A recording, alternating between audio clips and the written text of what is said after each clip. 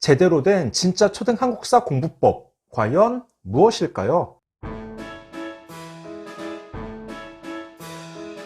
안녕하세요. 반갑습니다. 초등교사 해피 이선생입니다. 오늘은 초등 한국사 교육에 대한 이야기를 해보겠습니다. 현행 교육과정에서는 5학년 2학기 사회시간 한국사를 배웁니다. 한 학기에 고조선부터 현대의 6.25 전쟁까지를 모두 배웁니다. 짧은 시간에 많은 내용을 배우기 때문에 아이들은 한국사를 어려워합니다.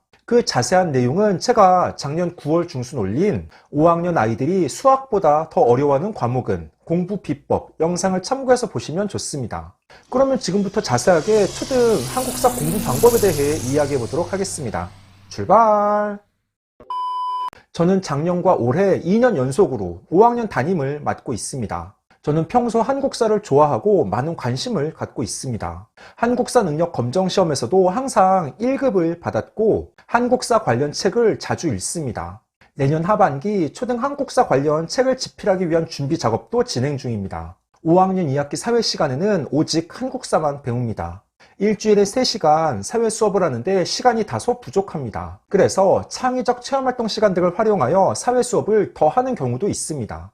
일단 한국사는 흐름이 중요합니다. 하지만 지금 초등학교 사회교과서는 내용이 분절적으로 구성되어 있습니다. 한 학기에 우리 역사의 선사시대부터 현대까지를 모두 기술해야 되니 압축해서 만들 수밖에 없었을 것입니다. 충분히 이해합니다. 하지만 한국사 교과서를 보며 공부할 때에는 중요한 역사적 내용과 사건에 대해 커다란 흐름을 이해해야 합니다. 역사적 배경과 사건의 인과관계를 연결해서 파악할 수 있어야 합니다.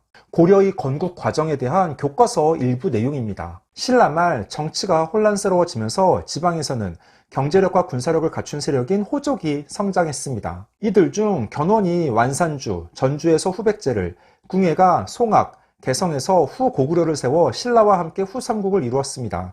후고구려는 이후 수도를 철원으로 옮겼습니다. 방금 읽은 제시문에서 중요한 내용은 호족의 개념과 후백제, 후고구려입니다. 아이들이 백제와 고구려의 대략적인 영토를 알고 어느 지역에서 후백제와 후고구려가 세워졌는지 이해해야 합니다. 결국 후삼국을 통일한 건 궁예의 신하였던 왕건입니다. 다음은 조선의 건국 과정에 대한 교과서 일부 내용입니다. 고려 말에는 외세가 자주 침입하여 나라가 혼란스러웠습니다.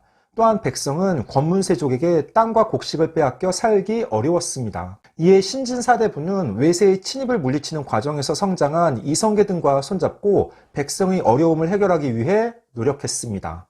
어떻습니까? 아이들이 이해하기에는 어렵습니다. 초5 때 한국사를 처음 배우는데 내용이 축약되어 이렇게 기술되어 있습니다. 물론 아이들 수준에서 어려운 개념은 교과서 옆에 그 뜻을 따로 설명하고 있습니다.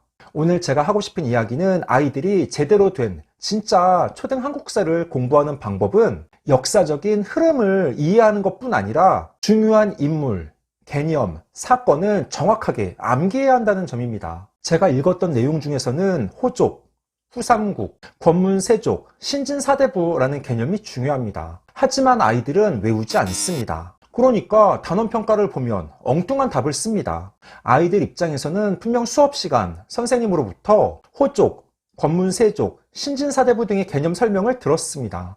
그런데 보통 영어와 수학은 학원을 다니며 따로 공부하고 문제집도 풀어보며 중요성을 아는데 사회는 그렇지 않습니다. 그러니까 분명 들었던 기억은 있는데 그것이 무엇인지 물어보면 정확하게 말하지 못하고 입안에서만 맴돌게 됩니다. 본인이 말하거나 쓰지 못하면 그건 진짜 아는 게 아닙니다. 너무 어려워요.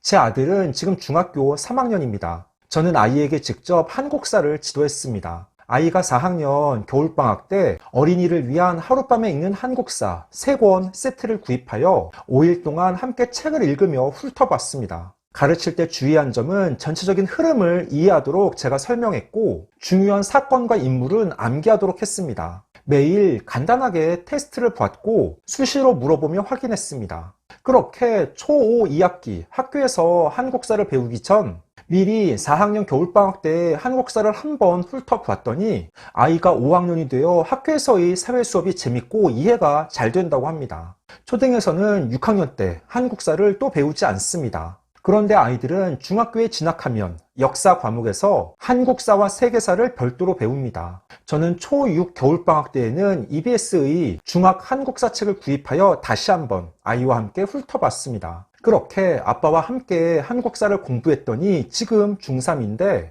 학교에서 배우는 한국사 내용이 어렵지 않고 쉽게 이해된다고 합니다. 즉, 중학교에서 배우는 한국사는 초등 5학년 사회 시간에 배웠던 내용이 기초를 이룹니다. 초등 때 한국사를 제대로 공부하여 단단하게 다져놓으면 중학교 때 한국사 공부에 투자하는 시간을 줄이고 다른 과목에 더 치중할 수 있는 것입니다. 초등에서 기초가 중요한 과목으로 대부분 수학 교과를 말합니다. 수학은 워낙 계열성 있게 내용이 구성되어 있어서 초3 때 분수의 기본 개념을 제대로 이해하지 못하면 초4에서 배우는 분수의 덧셈과 뺄셈을 하지 못하고 초5 때 분수의 곱셈, 초6에서 분수의 나눗셈을 어려워합니다. 그런데 수학뿐 아니라 한국사도 기초가 중요합니다. 또한 수학에서 아이들이 학습 격차가 크게 나타나는데 한국사도 마찬가지입니다. 어떤 아이들은 아예 한국사에 대해 두려움을 느끼고 거부 반응을 보입니다. 낯선 용어와 압도적으로 많은 분량 때문입니다. 하지만 한국사를 좋아하는 아이들은 상당히 깊은 지식을 뽐내는 사례도 있습니다. 그 아이들의 공통점은 한국사 관련 독서를 통해 풍부한 배경 지식을 갖추었고 그것을 바탕으로 교과서 내용을 제대로 이해하고 있다는 점입니다. 한국사는 전체적인 흐름을 이해하는 게 우선입니다. 하지만 이해만 하고 넘어가면 안 됩니다. 반드시 중요한 사건과 인물에 대해서는 암기를 병행해야 합니다. 그리고 내가 제대로 알고 있는지 계속 확인해야 합니다. 아예 백지를 꺼내놓고 고조선부터 삼국시대,